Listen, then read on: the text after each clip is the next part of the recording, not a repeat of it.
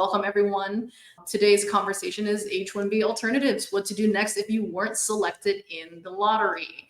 Just to kind of tell you what to expect today, the agenda is why second lottery rounds are unlikely. They're kind of off the table. A deep dive into O1 visa eligibility and a pathway, but also we're going to really have a discussion on other viable alternatives like cap-exempt routes, CPT green card routes, but we might even touch upon some crazy ones like J1 research scholars, J1 specialists. If you have a private entity that's really willing to support you in that structure, there's really a way to get that done. And of course, there's going to be a live Q&A. So if you guys have any specific questions that you would like for me to kind of take a look at and let me see if I can answer, I'm more than happy to try to answer them for you. So just to very briefly introduce myself, but if not, my name is Nicole Guara. I am the principal immigration attorney here at Manifest Law. I have about 7 years of experience total in immigration across being an attorney and being a law clerk and a paralegal. Held leadership positions at a variety of prestigious law firms. You can check it out on LinkedIn. But I would like to focus like what my areas of expertise and focuses are at the moment. Right now, it's talent visas, EB-1As, O1s, EB-2NIWs, business immigration, generally speaking. But I do a lot of related visas as well, like E1s, E2s. And like where I get bundled into it is L1s and other employment related visas as well. But enough about me, right? Let's talk about what happened this year, right? I think everybody knows the news. On July 18th, USCIS announced that the cap has been reached.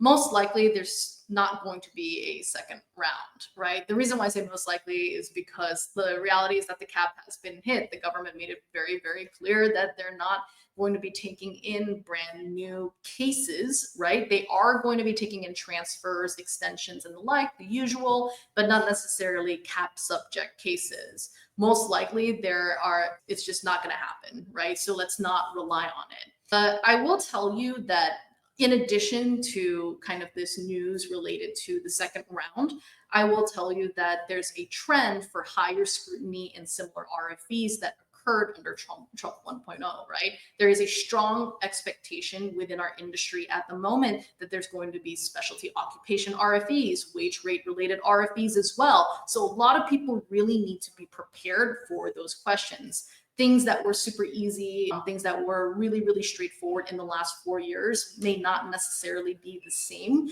for this upcoming particular season.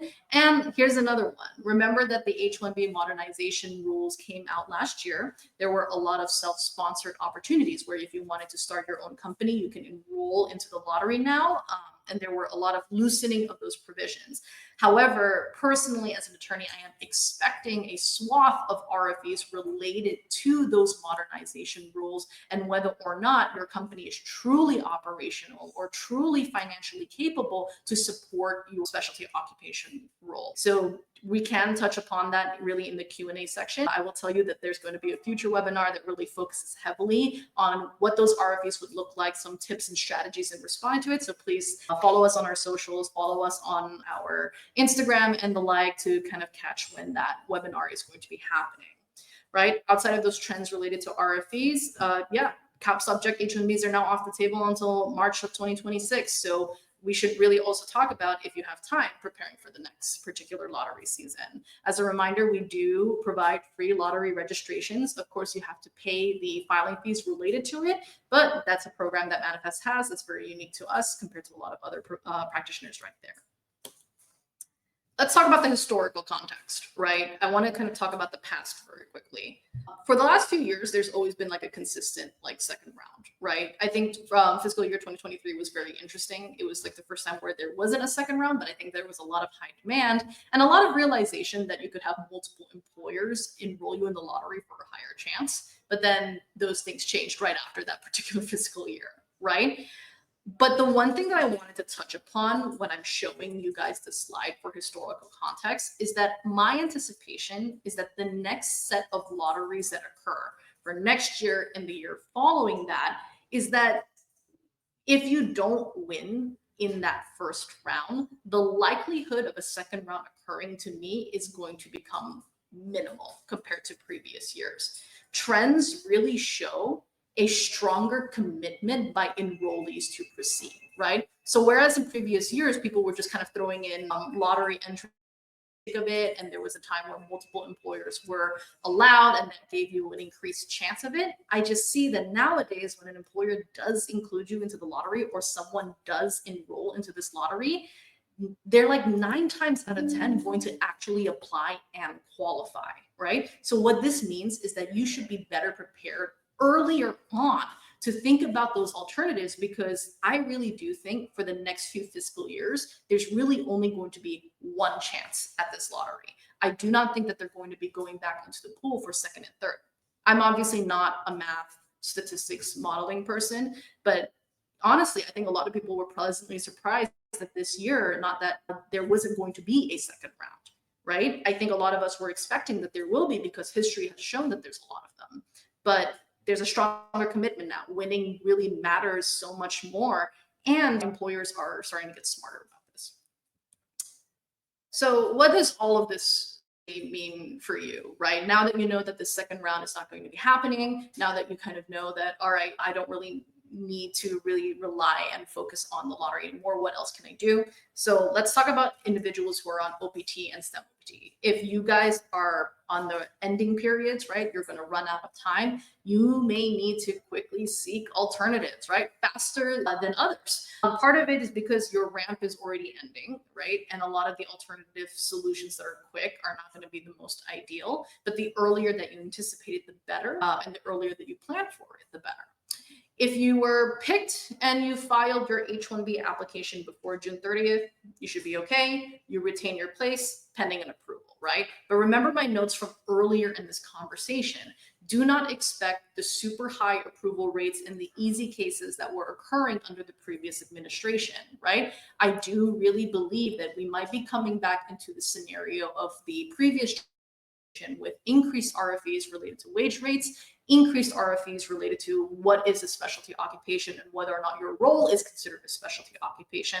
Or maybe for those of you who self-sponsored or utilize the business route, let's call it, or the entrepreneurial route, questions related to whether or not your business is viable enough to support that particular standing. Next thing is that if you weren't selected or your case is denied, you definitely need a new strategy, right? You need to figure something out.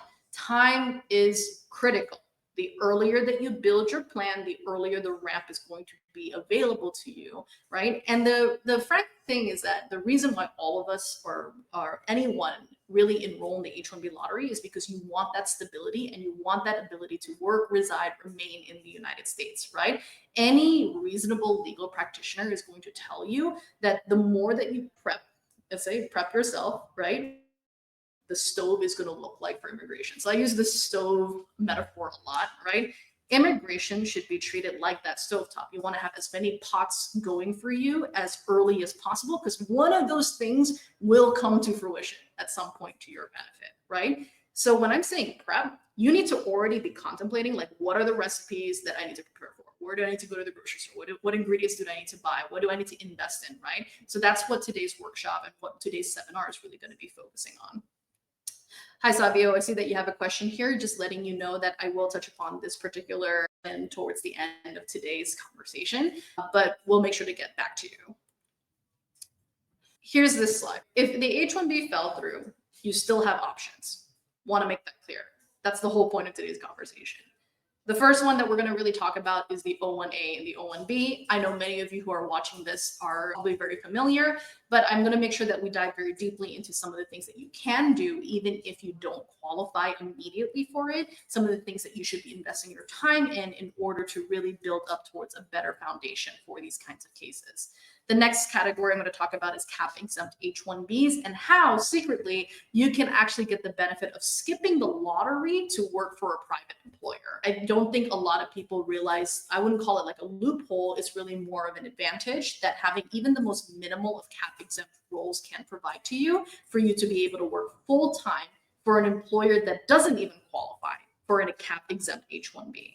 Next one is CPT-enabled degree programs. This is kind of like the path of least resistance and really the ultimate backup plan for everyone. It shouldn't be the primary plan. And then I'm going to talk about country-specific visas, but I will have a kind of hidden tip here. I want to talk about certain special visas that a lot of employers don't necessarily think about, like the J1 research scholar and specialist category. So stay tuned on that part. So the first viable H-1B alternative that we're going to do a deep dive on is the O-1 visa. So the O-1 visa is a non-immigrant visa for individuals who possess extraordinary ability or achievement in their field, right? Very quickly, valid up to 3 years, right? Can be extended in 1-year increments, although a clever attorney, right, would be able to figure out a way to get it to 3, right? There's a lot of new employment arguments that could be made. There's things related to agent petitions that could be done. So don't really worry too much about those 1-year increments. So why should you consider it? No maximum limit if the criteria continues to be met. So unlike the H-1B, there's no 6-year limitation associated with the O-1. There is also no lottery requirement. Once you qualify or you have a meritorious case, you can file for it at any time, right? You're not waiting for a cycle. You're not waiting for a period of time for a registration. It's that when you're ready for it, when you qualify, you can file and argue for it, right? And then lastly, it opens a path to other opportunities and potentially a green card. As a gentle reminder, right? O-1s are pseudo dual intent. They're not true dual intent visas like the H-1B, right? So don't kind of focus on, let's say, the green card being like the main crux, right? However, there is a natural progression from the O-1 visa to its bigger brother, the EB-1A. So when you start kind of developing arguments for the categories related to the O-1, naturally, you're already building up towards the categories related to the EB-1A green card. So this is the slide that shows everybody what the O-1 eligibility is, right? I'm not going to spend a lot of time like on each of these particular categories, but I will focus on just telling you what the difference between the two are, right?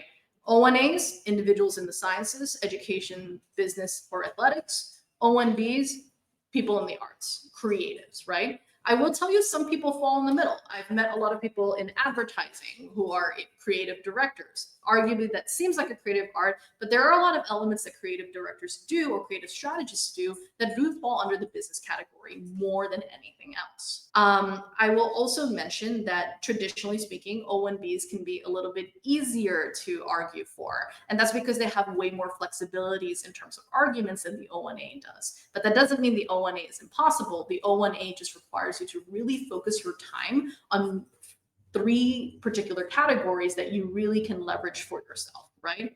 But to touch it very quickly, O-1As, receipt of nationally or internationally recognized awards, membership in associations that require outstanding achievements to join, press about you in professional or major trade publications or major media. Touching upon this, remember, it can be trade publications. It doesn't have to be CNN. It doesn't have to be BBC or these big organizations, right? Judging others in the field, original contributions of major significance, authorship of scholarly articles, lead critical role at distinguished organizations, and high remuneration salary. Remember, you only need 3. You don't need 4, you don't need 5, but for the O-1A, you need 3. For the O-1B, it's relatively similar, but definitely targeted more for the arts, lead starring participant in productions or events. Pro tip here, your individual work can be argued as productions. So if you're working as a creative strategist before, like I explained, let's say it's for a company like Meta, right? It can be argued as a lead critical role at a distinguished organization. But if during your time at Meta, you were doing an ad campaign for Prada, you also did a partnership campaign with Ray-Ban, those individual campaigns could be argued as individual productions or events. Next category is recognition of achievements by critical reviews, published materials by or about you in major newspapers, trade journals, etc.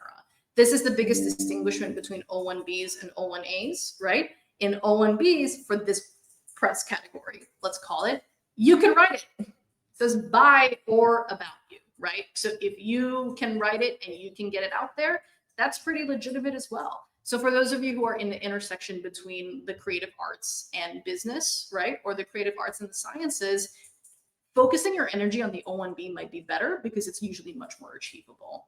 But finishing off, we have record of major commercial or critically acclaimed successes. You also have significant recognition for achievements from organization critics, government agencies, or other recognized experts. I love this category because it's basically the recommendation letters, but trumped up. If you're able to get some really cool experts who can recognize your achievements, that's a category.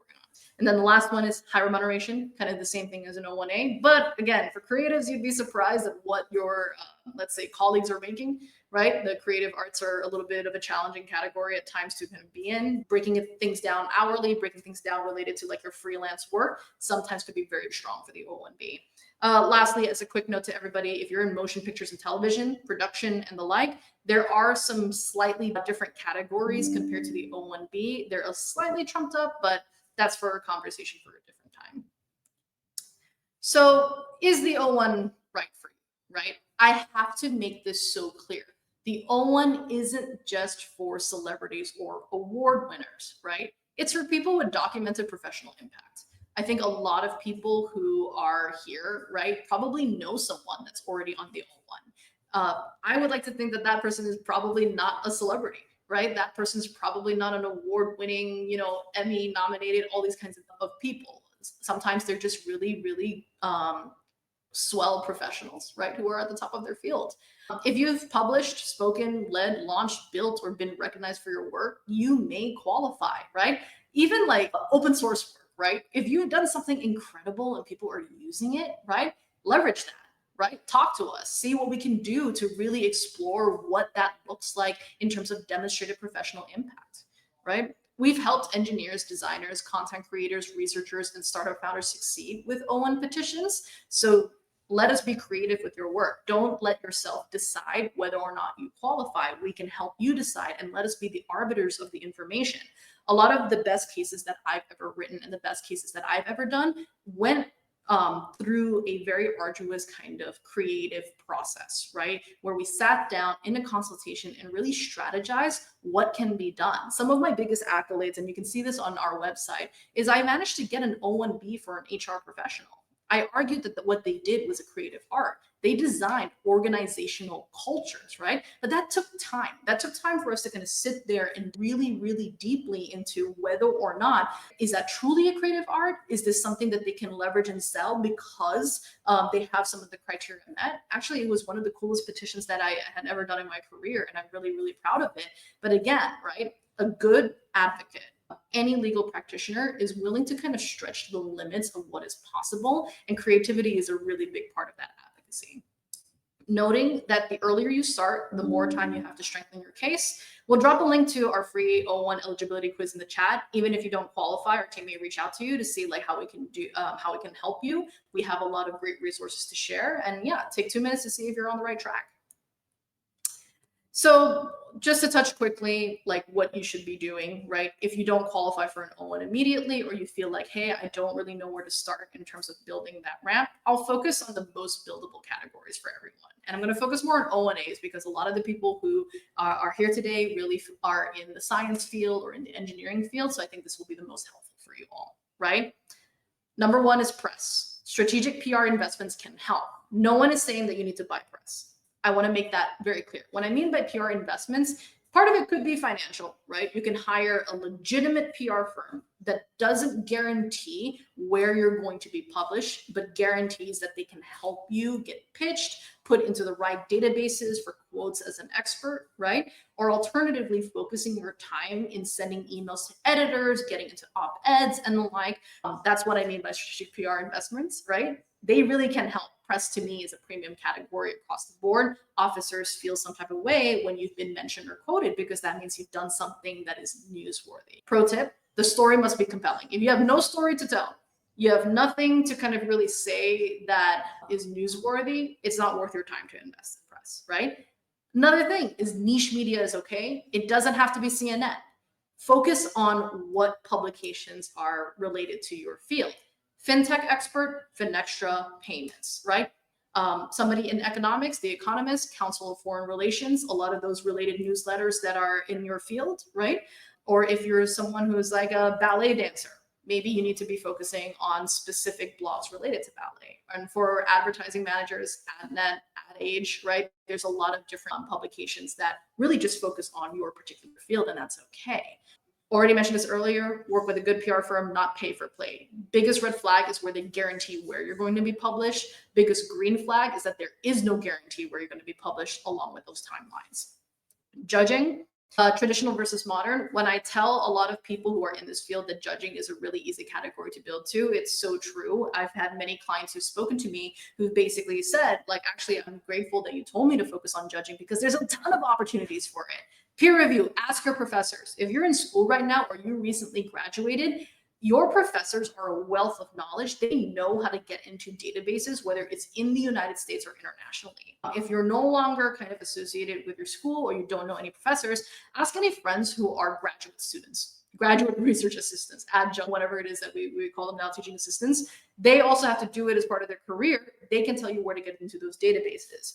IEEE is also a really great source. If you're a member of IEEE and you become at least a senior member, I have found that they have CMA or CMT databases that you can quickly join for you to do conference reviews, and those count as judging. Judging competitions, international is okay. Do not limit yourself to the United States. You don't have to be limited to the Western world. You'd be surprised how much you can leverage your US-based education or your US experience for those opportunities internationally. Remember, judge professionals and not students. For scholarly articles, your school is a resource. Again, talk to professors. Trade publications are also great as well. So if you write a really, really thoughtful, well-researched post, blog, essay, paper, and it's published in a publication that is targeted to your field and professionals in your field, there could be a legitimate argument for scholarly articles. The government divides them between academic and non-academic publications. And lastly, this is also where a legitimate PR firm can really help you out, because PR firms not only position you for those media plays for interview, they can also help you position to get your publications published.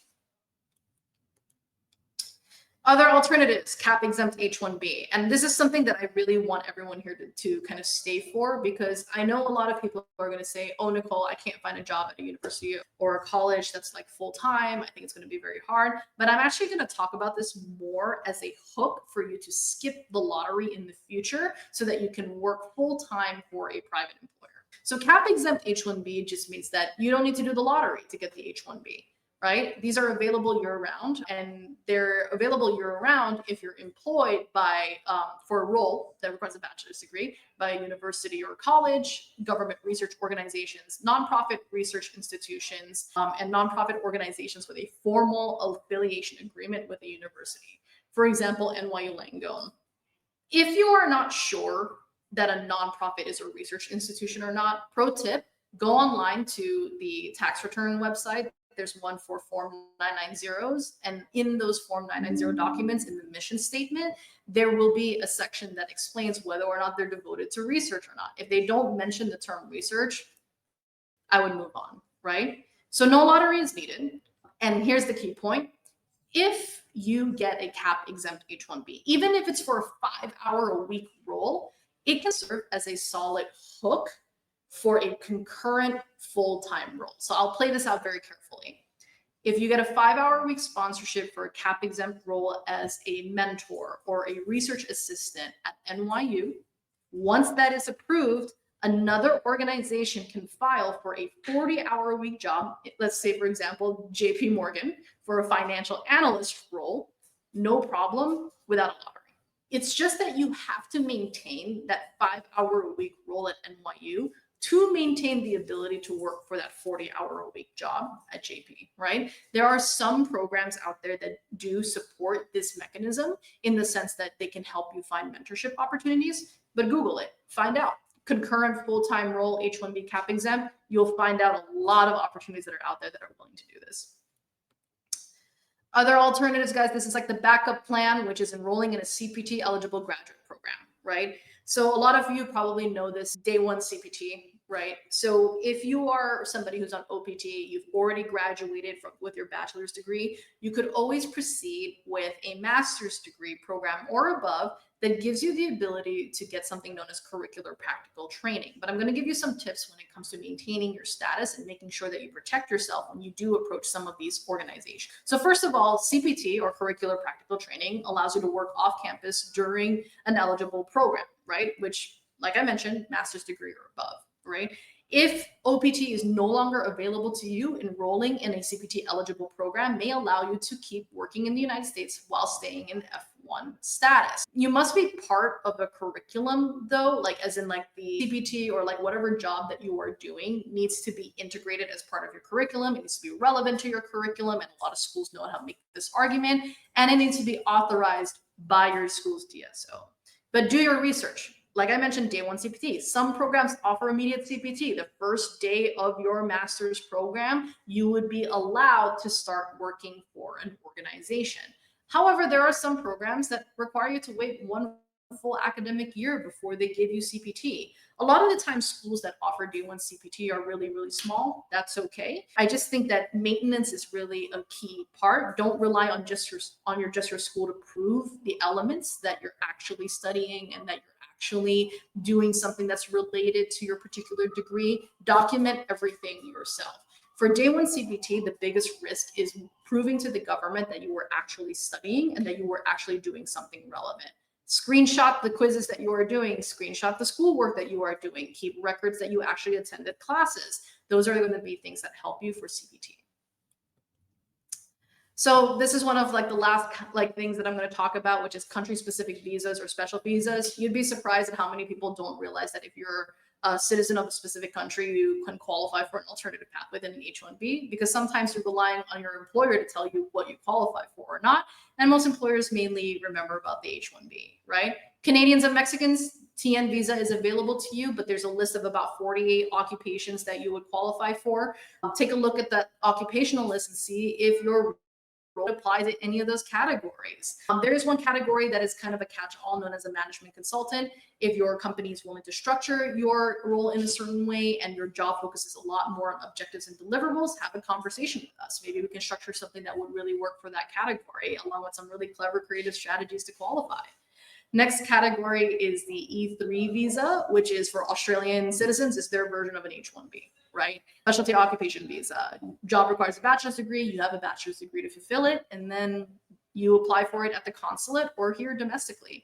H-1B1 is just a special category of H-1Bs for Singaporean and Chilean nationals. They're a little bit more limited, but you can apply for it at the consulate or you can apply for it here domestically in the United States. And it's the same rules as an E3, same rules as an H-1B, requires a specialty occupation job offer, and you have the degree to fulfill it.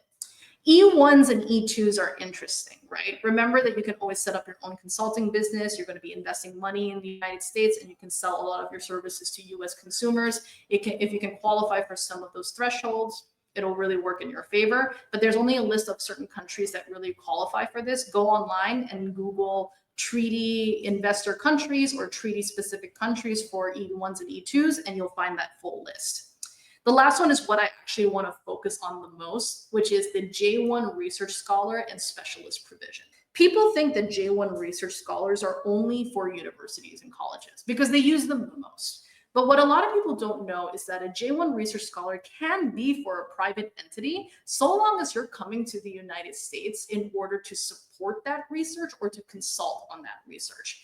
Engineers qualify for J1 research scholars, and those are not just one-year programs. They could be all the way up to 5 years, right? So if your company is willing, and also unlike a lot of other categories, J1s do allow you to pay for it if you want to support your own kind of journey to the United States, right? This is actually a really clever way to qualify. Now, I will tell you and preface this that we need to work with a co-sponsoring agency who is going to affirm whether or not your private employer has enough of a research capacity to require a research scholar. But people in STEM, sciences, technology, in terms of engineering and mathematics, developing something cool, something new, something research oriented, this might be a really solid pathway to transition to instead of the H-1B. For J1 specialists, it's more that you're kind of showing some sort of special skill, or maybe you worked at a partnering organization in the past or something familiar when it comes to software and the like. It's a limited visa because it's only available for 1 year, but that could buy you enough time, whether it's for another lottery or to build yourself up to an O1. But for specialists in particular, it's really about showing that you know something and that you're going to share it with the company that in some ways is unique or proprietary or something that's just special. So often, more than not, when it comes to these visas, they're really faster to obtain and they're generally renewable. So if these are something that is interesting to all of you that are here, we're more than happy to talk about it at Manifest, and you can reach us through our socials or you can click the link in our bio. So yeah, reminder to everyone, the H-1B cap may be full, but you still have options. You can take the O1 eligibility quiz, link in the chat. You can also reach out to us separately as well if you wanted to talk about some of the other visas that I discussed on today's seminar. There's also a few things that we can talk about when it comes to maintaining your status. If you're really worried about running out of time, we can try to see if we can buy you more time. But it's really important to begin compiling evidence, resumes, publications, awards, press, leadership, all of those nice jazz. It's really going to be helpful for yourself, whether it's going to be for the O1 or really your future here in the United States. But another thing, pro tip, please understand your OPT CPT timeline and plan ahead. Planning ahead, planning as early as possible has always been the most successful strategy for anyone approaching US immigration. And lastly, request a consultation with us, right? We're honestly happy to help. We're here to really answer as many questions as we can for anyone who needs support in their immigration journey. I'm going to provide some information here where if you really do need help, please reach out via help@manifestlaw.com. Mention this webinar, we'll give you a discount on your visa case and we'll go from there. So thank you so much for joining this particular call. I'm going to touch upon some of the few questions that I see here just to answer it during this Q&A section. So for Savio, it says here, I am a STEM OPT. It was my last chance, but I didn't get picked up. I did my master's in finance, and now I'm planning to go to the University of Cumberland to do a master's in data science. My course is offering day one CPT. I work for an IT company, so this is a new degree related to my job. What are your thoughts? I think, if your role is more related to finance, you're really going to need to push the argument that data science is relevant to that. And here's the thing, it seems very obvious. Like, I will tell you that I think data science is very relevant to the world of finance. Just make sure that you're ready and prepared to make that argument if an officer ever asks. I will also tell you that day one CPT brings a lot of risk when it comes to travel, right? A lot of officers feel that people who take D1 CPT are not really going to school, but focusing more on work, right? So if you need to travel or if you want to avoid traveling, it's just about keeping evidence related to you actually doing your classes, right? So that's kind of what I would think about this. But yeah, day one CPT is not a bad idea. Just make sure you protect yourself and you keep the evidence that you're actually going to classes and like doing your schoolwork.